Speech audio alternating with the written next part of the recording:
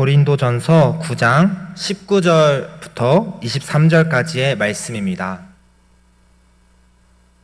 고린도전서 9장 19절에서 23절까지의 말씀, 신약성경 274페이지에 기록되어 있습니다. 고린도전서 9장 19절에서 23절까지의 말씀을 교독하시겠습니다. 제가 먼저 읽겠습니다. 내가 모든 사람에게서 자유로우나 스스로 모든 사람에게 종이 된 것은 더 많은 사람을 얻고자 함이라. 유대인들에게 내가 유대인과 같이 된 것은 유대인들을 얻고자 함이요, 율법 아래에 있는 자들에게는 내가 율법 아래에 있지 아니하나 율법 아래에 있는 자 같이 된 것은 율법 아래에 있는 자들을 얻고자 함이요, 율법 없는 자에게는 내가 하나님께는 율법 없는 자가 아니요 도리어 그리스도의 율법 아래에 있는 자이나 율법 없는 자와 같이 된 것은 율법 없는 자들을 얻고자 함이라. 약한 자들에게 내가 약한 자와 같이 된 것은 약한 자들을 얻고자 함이요, 내가 여러 사람에게 여러 모습이 된 것은 아무쪼록 몇 사람이라도 구원하고자 함이니. 함께요. 내가 복음을 위하여 모든 것을 행함은 복음에 참여하고자 함이라. 아멘. 최근에 저는 학교에서 이 엘리베이터를 기다리는 동안 이 학교 게시판을 관심 있게 살펴보곤 합니다. 특별히 그 게시판에 관심이 있어서라기보다는 이 엘리베이터를 기다리는 시간 동안 심심하니까 이제 게시판을 살펴보면서 이 시간을 보내곤 하는데요. 이 학교 게시판에는 이 학교 행사나 이 동아리를 홍보하는 포스터들로 가득 차 있었습니다. 그 많은 포스터 중에서 제 시선을 끄는 포스터가 하나 있었는데요. 이 바로 전도 동아리의 포스터였습니다. 그 포스터에는 아주 짧지만 강렬한 문구가 적혀 있었습니다. 그 문구가 무엇이었냐면 전도사는 전도를 잘해야 합니다 라는 포스터였습니다. 이 문장을 보는 순간 저도 모르게 뜨끔했습니다. 그래, 전도사는 전도를 잘해야지 라고 생각을 했기 때문인데요. 이 엘리베이터를 기다리면서 무심코 보았던 문구지만 그 한 문장이 새삼스럽게 저에게 전도가 참 중요하구나 라는 사실을 다시 한번 기억하게 해주었습니다. 짧은 문장이지만 사실 그 말은 전도사뿐만 아니라 예수님을 믿는 모든 그리스도인들에게 해당하는 말이지 않을까 생각하게 되었습니다. 마태복음 28장 19절부터 20절은 이렇게 기록되어 있습니다. 그러므로 너희는 가서 모든 민족을 제자로 삼아 아버지와 아들과 성령의 이름으로 세례를 베풀고 내가 너희에게 분부한 모든 것을 가르쳐 지키게 하라. 볼지어다 내가 세상 끝날까지 너희와 항상 함께 있으리라 하시니라. 아멘. 이 구절에서 예수님께서는 우리에게 직접 모든 민족을 제자로 삼고 세례를 베풀고 가르칠 것을 말씀하고 계십니다.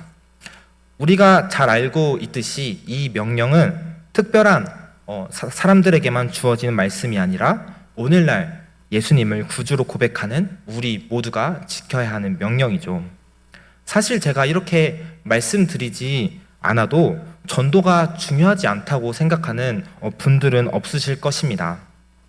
그러나 문제는 이 전도가 중요하다라는 사실을 우린 잘 알고 있지만 그것과 별개로 실제로 전도를 실천하기가 참 어렵기 때문일 것입니다. 특히 모두가 이 서로의 다름을 존중해야 한다라고 말하는 이 사회적인 분위기 속에서 이 복음을 전하는 것이 사람들에게 때론 불편하게 여겨지기도 합니다. 우리는 예수님의 말씀을 따라 그 말씀에 순종하여 복음을 전하는 것인데 사람들이 우리를 불편하게 여긴다는 것을 느낄 때 우리는 고민하게 됩니다. 내가 과연 복음을 전하는 방식이 문제가 있는 것은 아닐까? 도대체 이 복음은 어떻게 전해야 하는 것일까? 와 같은 질문들이 생기는 것이죠.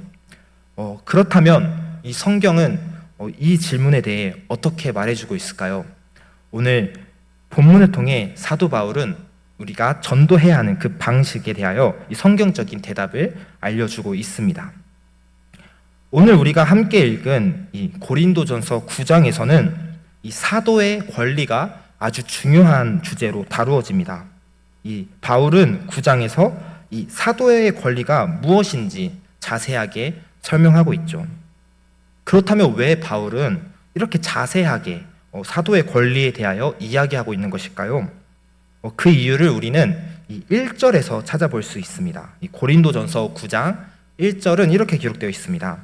내가 자유인이 아니냐, 예수 사도가 아니냐, 예수 우리 주를 보지 못하였느냐, 주 안에서 행한 나의 일이 너희가 아니냐. 사도 바울은 이 고린도 교회 성도들에게 묻고 있습니다. 내가 자유인이 아닙니까? 내가 사도가 아닙니까? 그가 이런 질문을 반복해서 던지는 이유는 이 고린도 교회에 바울이 진짜 사도가 아니라고 주장하는 사람들이 있었기 때문입니다. 왜 그들은 이 바울이 진짜 사도가 아니라고 생각했을까요? 그 이유는 고린도에서 바울이 사도라면 당연하게 사용할 수 있는 이 사도의 권리를 전혀 사용하지 않았기 때문입니다. 고린도에서 바울이 이 당연하게 사용할 수 있는 권리들을 사용하지 않자 사람들은 이 바울이 진짜 사도가 아니라고 생각하게 되었습니다. 이 바울이 진짜 사도가 아니기 때문에 당연하게 누릴 수 있는 권리들을 누리지 못한다라고 생각했던 것이죠. 그런 이 고린도 사람들 앞에서 바울은 19절에서 이렇게 말합니다. 내가 모든 사람에게 자유로우나. 그는 자신이 진짜 사도가 아니기 때문에 사도의 권리를 사용하지 못하는 것이 아니라고 말합니다. 그는 오히려 내가 스스로 모든 사람에게 종이 되었다라고 말하는데요. 이것은 내가 진짜 사도가 아니라서 사도의 권리를 사용하지 못하는 것이 아니라 내가 스스로 사도의 권리를 당연하게 사용할 수 있지만 사용하지 않기로 결단했다라는 것입니다. 그렇다면 그는 왜 그 당연하게 누릴 수 있는 사도의 권리를 사용하지 않았습니까? 바로 더 많은 사람을 얻기 위해서입니다. 한 사람이라도 더 복음을 받아들일 수만 있다면 자신이 사도로서 누릴 수 있는 권리도 기꺼이 포기하겠다고 그는 말하고 있는 것입니다. 그가 고린도에서 이 자신의 생계를 위해서 이 천막을 만들며 복음을 전한 일이었습니다. 바울은 이 사도의 권리로서 교회에 재정적인 지원을 받으면서 이 복음을 전할 수 있었습니다. 그러나 그렇게 하지 않았습니다. 왜냐하면 이 고린도 교회에는 믿음이 연약한 형제들이 있었기 때문입니다. 이 당시에 고린도에는 이 복음을 전하는 바울뿐만 아니라 이 세상의 다른 철학적인 지식들을 가르치는 이 철학자들이 있었습니다. 근데 그 철학자들이 자신들의 철학을 가르쳐 주면서 사람들에게 돈을 요구하는 경우가 많았다고 합니다. 그래서 사도 바울은 교회의 재정적인 지원을 받는 것이 자칫 복음이 그저 그런 이 세상의 철학 중에 하나처럼 여겨질 수 있다고 생각했던 것 같습니다. 그래서 바울은 이 자신의 행동으로 인하여 이 복음이 세상의 철학 중 하나로 받아들여지는 것을 원하지 않았습니다. 그래서 재정적인 요구를 거부하고 직접 천막을 만들었습니다. 낮에는 일을 하고 밤에는 복음을 전하면서 살았습니다. 바울은 더 많은 사람을 얻기 위해서 스스로 종이 되는 방식을 선택했습니다. 그리고 이 선택은 결코 쉽게 선택할 수 있는 것이 아니었습니다. 15절을 보면 이렇게 기록되어 있습니다. 그러나 내가 이것을 하나도 쓰지 아니하였고 또 이 말을 쓰는 것은 내게 이같이 하여 달라는 것이 아니라 내가 차라리 죽을지언정 누구든지 내 자랑하는 것을 헛된 대로 돌리지 못하게 하리라. 이 구절에서 바울은 내가 죽을지언정 내 자랑하는 것을 헛된 대로 돌리지 않겠다라고 고백하고 있습니다. 이 설령 자신이 교회의 재정적인 지원을 받지 못하여 굶어 죽는다 할지라도 이 복음의 의미를 훼손시키지 않겠다는 것이죠. 그가 얼마나 처절하고 그리고 간절한 마음으로 이 복음을 위한 선택을 내렸는지 알 수 있는 대목입니다. 그래서 이 바울이 복음을 전하기 위하여 택한 방식이 무엇이었습니까? 스스로 모든 사람에게 종이 되는 방식이었습니다. 이 복음을 전할 때 상대방의 입장과 상황을 먼저 배려하는 것이었죠. 그리고 이어지는 말씀을 통하여 그가 복음을 전하기 위하여 이 스스로 종이 된 대표적인 모습들을 소개해주고 있습니다. 이 본문 20절부터 22절까지는 이렇게 기록되어 있습니다. 유대인들에게 내가 유대인과 같이 된 것은 유대인들을 얻고자 함이요 율법 아래에 있는 자들에게는 내가 율법 아래에 있지 아니하나 율법 아래에 있는 자같이 된 것은 율법 아래에 있는 자들을 얻고자 함이요 율법 없는 자에게는 내가 하나님께는 율법 없는 자가 아니요 도리어 그리스도의 율법 아래에 있는 자이나 율법 없는 자와 같이 된 것은 율법 없는 자들을 얻고자 함이라. 약한 자들에게 내가 약한 자와 같이 된 것은 약한 자들을 얻고자 함이요 내가 여러 사람에게 여러 모습이 된 것은 아무쪼록 몇 사람이라도 구원하고자 함이니.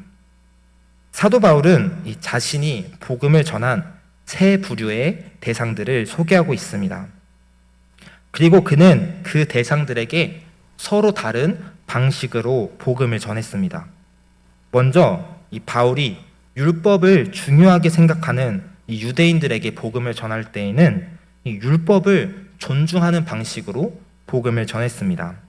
왜냐하면 이 유대인들이 율법을 아주 중요하게 생각했기 때문인데요. 그 예로 사도행전 16장이 있습니다. 이 사도행전 16장을 보면 바울이 디모데, 자신의 제자인 디모데에게 할례를 행하는 장면이 나옵니다. 왜 바울이 디모데에게 할례를 행했습니까? 성경은 이 디모데의 아버지가 헬라인이었기 때문이다라고 말하고 있습니다. 비록 이 디모데가 어머니는 유대인이긴 하지만 이 아버지가 헬라인이었기 때문에 그 이유만으로 유대인들 앞에서 복음을 전할 때 걸림이 되지 않을까 바울은 걱정했던 것입니다. 그래서 그는 디모데에게 할례를 행했습니다. 이렇게 바울은 유대인들에게 복음을 전할 때 그들을 최대한 존중하는 방식으로 복음을 전했습니다. 두 번째로 이 바울은 이 율법과 상관없는 이 이방인들에게 복음을 전할 때에는 율법을 신경 쓰지 않고 자유롭게 복음을 전했습니다.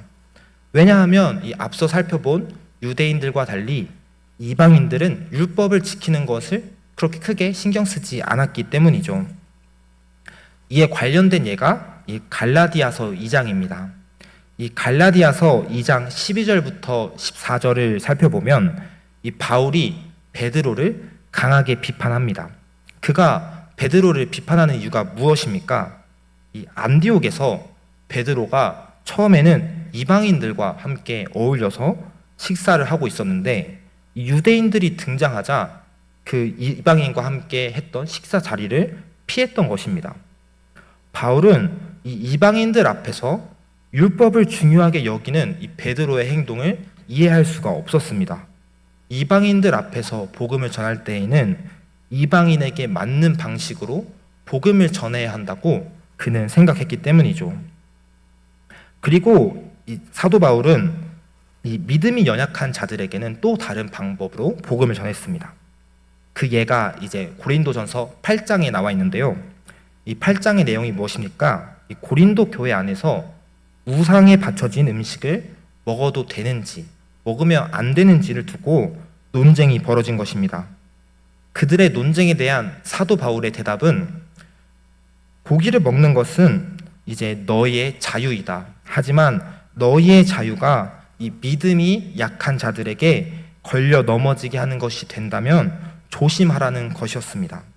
고기를 먹든 안 먹든 그것은 너희의 자유이지만 그 자유로 인하여 이 믿음이 연약한 형제가 실족하게 된다면 결코 고기를 먹어서는 안 된다라고 말했습니다.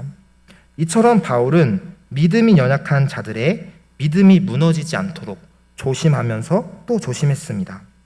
그는 그들을 존중하는 방식으로 복음을 전했던 것이죠. 이처럼 사도 바울은 이 유대인들에게는 유대인에게 맞는 방식으로, 이방인에게는 또 이방인에게 맞는 방식으로, 그리고 또 믿음이 연약한 자들에게는 또 그들에게 맞는 방식으로 복음을 전했습니다. 언뜻 보면 정확한 기준 없이 이 복음을 전하는 것처럼 보이기도 합니다. 이 유대인들에게는 율법을 중요하는 방식으로 율법을 중요하게 생각했던 바울이 이방인에게 복음을 전할 때는 거꾸로 율법을 중요하게 생각하지 않았기 때문이죠. 그러나 이것은 결코 모순된 행동이 아니었습니다. 사도 바울은 그 누구보다도 확실한 기준을 가지고 복음을 전했습니다. 그가 세운 기준은 바로 상대방을 이해하고 수용하려는 태도입니다. 바울은 복음을 전할 때 상대방을 이해하고 수용하려는 태도를 가장 중요하게 여겼습니다. 왜냐하면 상대방을 이해하고 수용하려는 태도가 그 어떤 행동보다도 복음의 의미를 가장 선명하게 드러내는 행동이었기 때문이었습니다. 왜냐하면 이 복음의 핵심이 결국 이해와 수용에 있기 때문입니다. 성경은 하나님은 결코 죄를 용납할 수 없는 공의의 하나님이라고 가르칩니다. 그리고 동시에 성경은 바로 저와 여러분이 죄인이라고 말합니다. 그 기준대로라면 저와 여러분은 결코 하나님께 나아갈 수 없는 죄인입니다. 그러나 성경이 또 말하는 것은 무엇입니까? 이 하나님께서 우리를 사랑하셨다는 것입니다. 우리가 하나님을 사랑한 것이 아니라 하나님께서 먼저 죄인인 우리를 사랑하셨다라고 말합니다. 그래서 하나님께서는 결코 용납할 수도 없고 이해할 수도 없는 죄인인 우리를 용서하셨습니다. 그리고 그 용서의 대가로 자신의 하나뿐인 아들이신 예수님을 대속의 제물로 십자가에 못 박혀 죽게 하셨습니다. 예수님께서는 하나님의 말씀에 순종하여 가장 낮은 자의 모습으로 스스로 종이 되어서 십자가에서 죽으셨습니다. 그렇기 때문에 우리가 복음을 깊이 이해하면 이해할수록 더욱 굳건하게 붙잡아야 하는 진리가 무엇입니까? 바로 하나님께서 결코 이해할 수도 없고 용납할 수도 없는 죄인인 우리를 받아들이시고 수용하셨다라는 사실입니다. 그리고 이것이 하나님께서 저와 여러분들을 구원하신 방법입니다. 하나님께서는 강압적인 선포와 일방적인 방식으로 저와 여러분들을 구원하시지 않으셨습니다. 하나님께서 저와 여러분들을 구원하신 방법은 다름 아닌 이 이해와 수용이었습니다. 그렇기 때문에 우리가 복음을 전할 때 놓치지 말아야 하는 기준이 무엇입니까? 바로 상대방을 이해하고 수용하는 태도를 가지는 것입니다. 그렇기 때문에 바울은 대상에 따라 복음을 전하는 방식을 달리 했던 것입니다. 이 상대방을 이해하고 배려하고 있다는 사실을 그들로 하여금 느껴지게 하기 위해서 그는 대상에 따라 복음을 전하는 방식을 바꾸었습니다. 이러한 사도 바울의 전도 방식은 우리에게 이 전도에 대한 중요한 성경적인 원리를 알려줍니다. 그것이 무엇입니까? 사람들은 우리가 강한 확신을 가지고 복음을 전하는 것에서 겉만으로는 복음을 잘 보지 못한다라는 것입니다. 오히려 그들이 우리를 통해서 복음을 발견하는 방식은 우리가 이해할 수 없는 사람을 이해하고 용서할 수 없는 대상을 용서하기 시작할 때 우리를 통하여 복음을 발견하게 된다라는 것입니다. 그렇기 때문에 우리는 상대방을 이해하고 수용하려는 태도를 그 결코 멈추어서는 안 되는 것입니다. 그리고 상대방을 이해하고 수용하려는 것을 바탕으로 우리는 상대방에게 꼭 맞는 방식으로 복음을 전할 수 있는 방법이 무엇인지 고민하고 연구해야 합니다. 그러나 많은 경우에서 이러한 과정이 생략이 됩니다. 이 대상자에게 맞는 전도 방식은 잘 고려되지 않죠. 왜냐하면 상대방에게 맞는 방식을 고민하고 연구하는 것에는 수고와 희생을 필요로 하기 때문입니다.